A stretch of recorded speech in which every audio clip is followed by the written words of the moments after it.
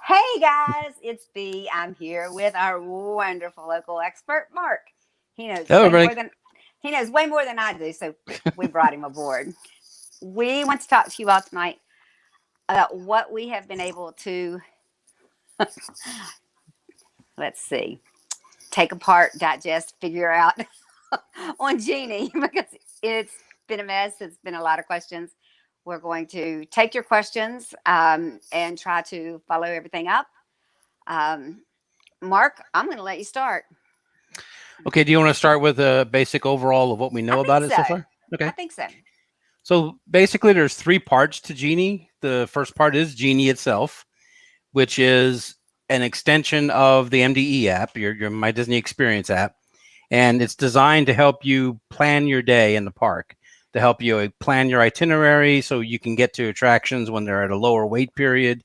If you need to change it, you can change it up.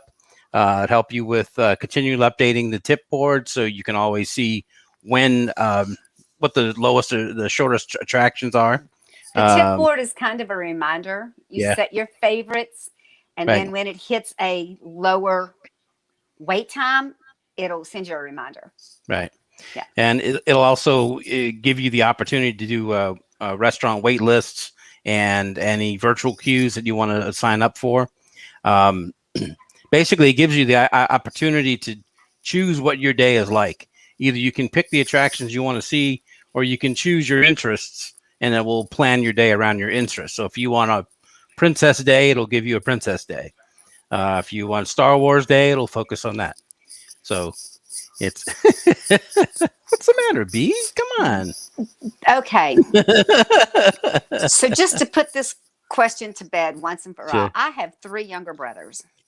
And when I was in the seventh grade, I had a date to go to the skating rink with my now ex husband, which should have been a hint.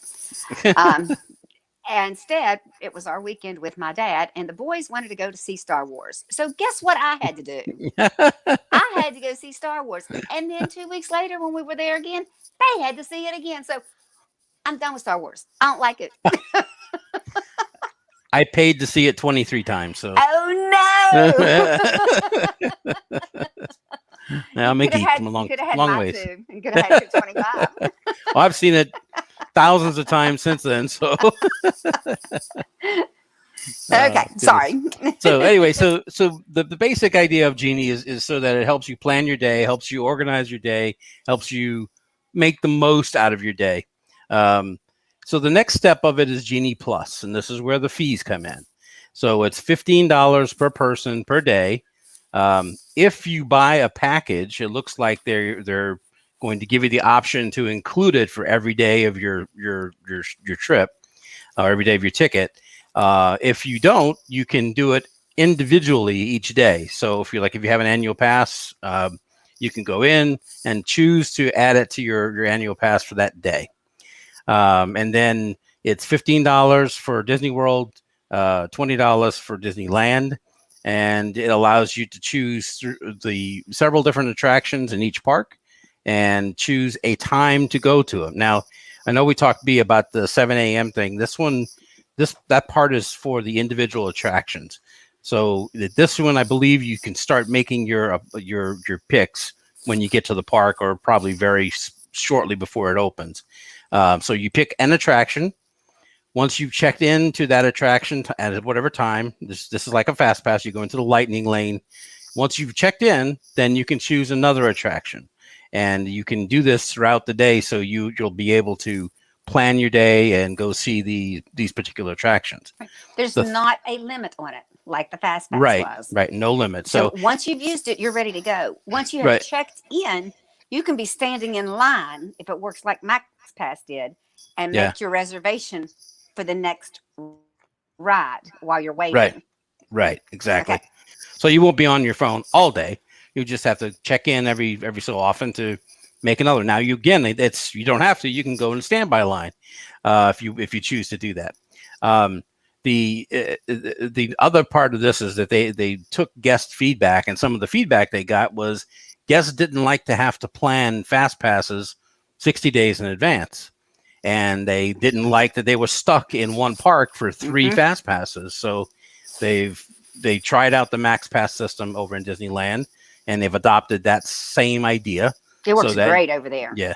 So you go through your day as you choose, and pick times. Now in connection with the reservation system for the parks, this could actually make it better for the standby lines, because we have a limited number of people in the park based on the park reservation system. And then with a fee to do what used to be fast passes, now you probably will have fewer people paying that fee. Right. So you'll have fewer people in the fast pass lanes, which means the standby lanes will run faster. So that's a give or take. It may or may not happen that way. So so we just got to wait and see on that one. But the third part of this, aside from, and it's optional as well, is specific attractions will have a pay to go see. Here we go. Okay. And we do not know what the amount is going to be. Right. It is going to vary based on the resort, the ride, the time of year. Yep. By days and the day of the week. Yep. It's going to have. But even if you don't elect to pay for those rides, you can still do the standby. That's right. And well, except for the case of stuff like Rise of the Resistance and the Ratatouille attraction, which are going to be virtual queues. So you can either do the virtual queue. If you can't get in the virtual queue, then you can pay a few bucks or whatever it is to get into the attractions. It's totally up to you. Yeah. But from what I've been able to gather so far, all of these are independent. So you don't have to do Genie Plus to do the individual attraction. Right. You don't have, you only have to do whichever one you choose. You can do both, or you can do neither. That's what I'm getting to. Yeah. And the big difference here, folks, is if you're making your dining reservations and you're trying, we had different cutoffs for fast passes and different cutoffs for dining reservations. Now you make your dining reservations and you make your Genie passes however you want. You can hop from park to park. You're not stuck in one place.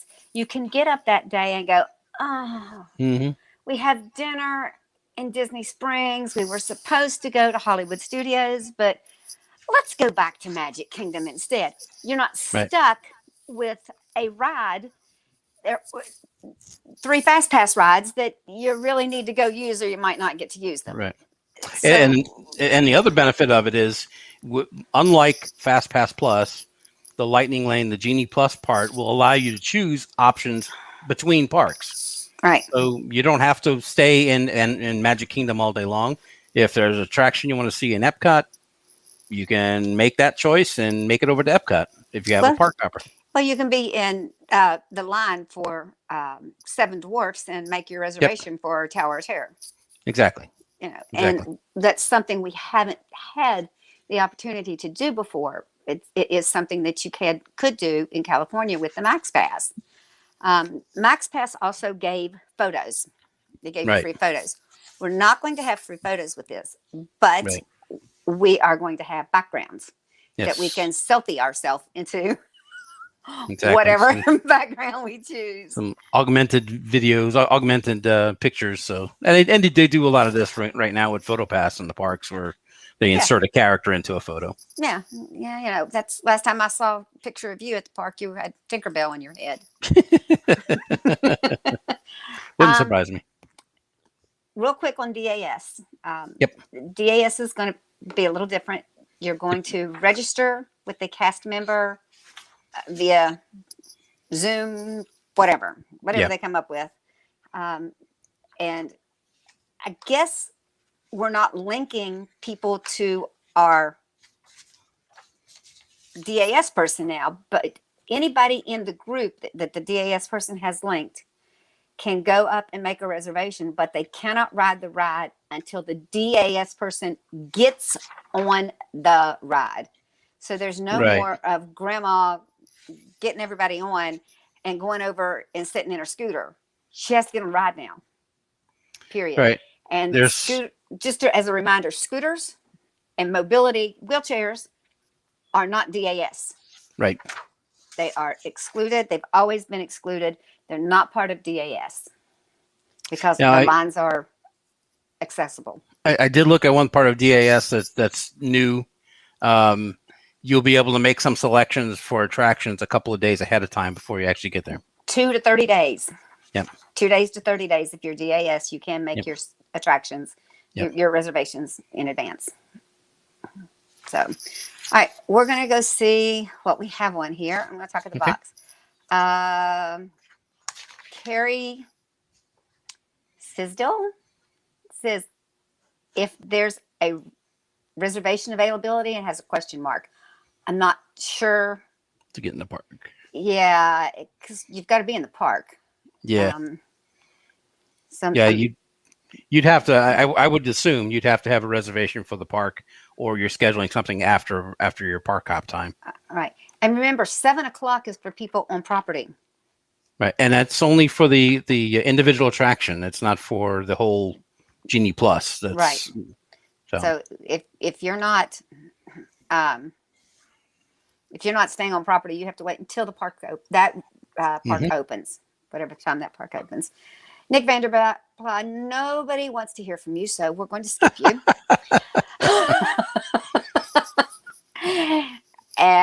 Jill Concanon. Okay, I know Jill.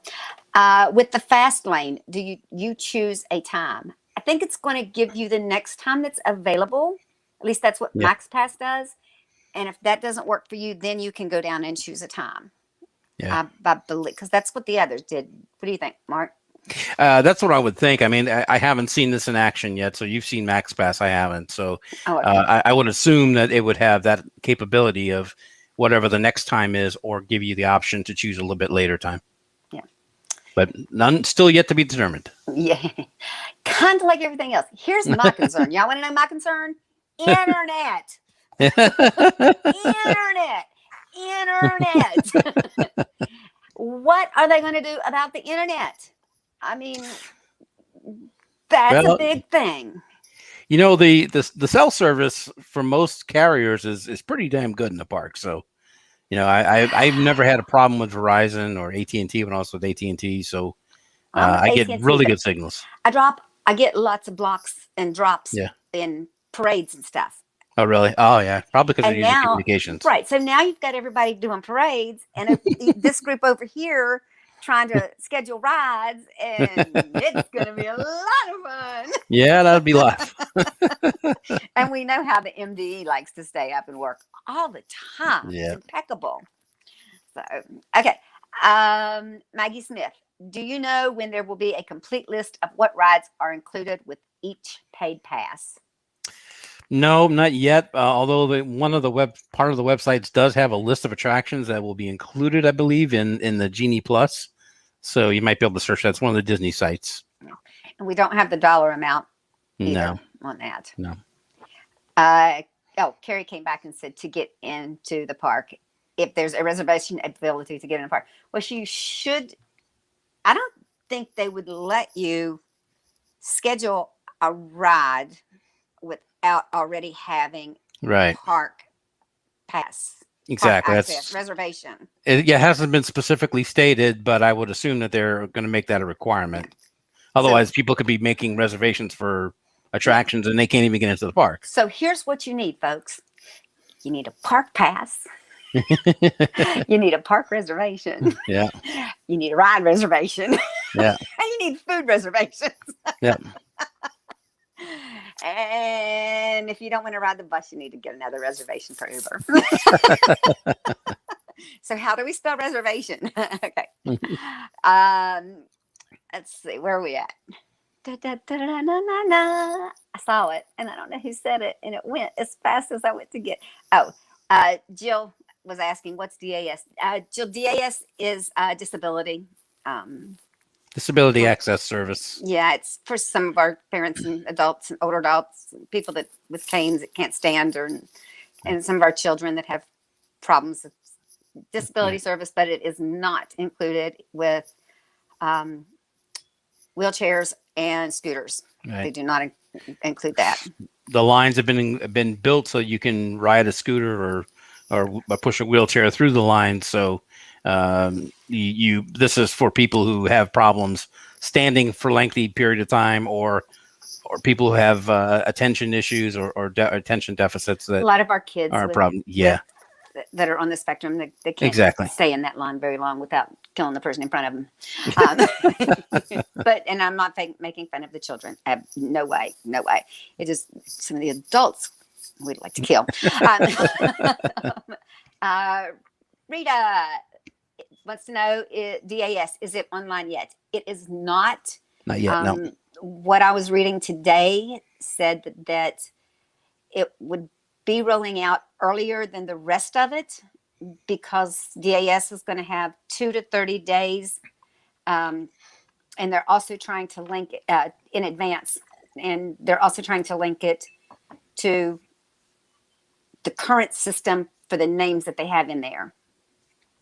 Right. So, but I do like the fact that they're making the DAS person ride the ride and not just getting a pass for 15 kids, and, kids and grandkids and not going. Okay. Facebook user. We don't have a name. Oh, rats. Where did it go? There it is. What if everyone buys it? Is there a limit on the number of Lightning Plus? So you might not be able to get the rides like you like. I think so.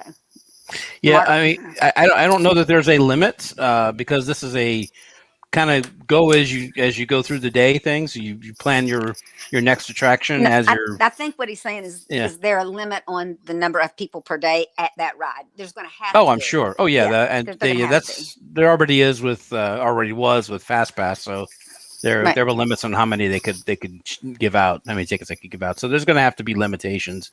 Of course, we won't know what those are, and that's all part of the algorithms that Disney has to put into play. Yep. Carrie Sisdale again. When you mentioned feeling like heading from Magic Kingdom to Hollywood Studios, you could. Yes, if you have Park Hopper, you can. Yep. So what we're saying is, in the past, when you did a fast patch at Magic Kingdom, yep, you had to use all 3 of them before you could hop over to Hollywood Studios to use 1 or 2 there, or you would have to go to guest relations and have them release you on your fast passes to book new ones. Is that right? Did I say that right? Okay. Yep. Sounds right. Okay. All right. What am I going to mess this name up? Fred Valerie. Fred Valerie. What is the story with the PhotoPass? APs have PhotoPass. We don't know. Yeah. I don't know. Do you know, Mark? No, I haven't seen anything on it. If you pay that $15, you get certain backdrops, but PhotoPass is still going to be out there, to my knowledge. We don't know if new APs will have PhotoPass packages or not. We don't know what's going to happen. This is their opportunity to change everything up. Yep. And they're taking advantage of it. Yep. We kind of saw that coming. Mm-hmm. Okay. Jill says, okay. Maggie Smith, are we having fun yet? And how many reservations is that? Oh, it's going to be fun. It's I'm not the computer person. I have Mark and I have David, and I call and say, my phone won't work. Fix it. My computer is making a funny noise. Why is it doing that? I'm not that person. I hate new technology. Give me what I have and I'm fine. Don't change things. Don't make me come up with a password. Because if you figure out my password, you're going to know that everything is exactly the same except for my bank accounts. Look, y'all think I'm joking? You see this book? This is passwords. Now we know which book to look for. Yeah, well, and it's in the office, right? That's right. All right, Jill, got on late. Were you saying about dining and the fast lane? Is the dining changing in regards to reservations too? The dining is not changing, right? But they want everything done online. Yeah. So basically, the Genie service will give you the capability of doing dining reservations as well during your day, making walk-ins, walk-ups if it's available, and ordering all that kind of stuff that you normally do in a given day. But it's not changing the way dining reservations are working. No. Right now, it's still 60 days, and yep. I don't really see that changing. If it is tomorrow, we don't know. We don't know. I don't see it changing. I think they're liking. I know I preferred 60 days. People complained a long time ago that 6 months in advance, 180 days in advance was a long time to plan, especially when it wasn't connected to your FastPass time. Exactly. So things were changed. People would book dining reservations for multiple days or same reservation multiple nights until they decided which day they were going to go to which park on the FastPass. And then they would release, and right. other people were like, why didn't you release this 6 months ago? I wanted it then. Now I got something else. So either way they go, it's not going to be a happy change. That's one thing to remember is no matter what Disney does, there's no way it's going to please everybody. No. I mean, the only way they could please everybody is give everybody free access to everything, and that's not going to happen. So let's go. But yeah, I think, Mark, anything to add?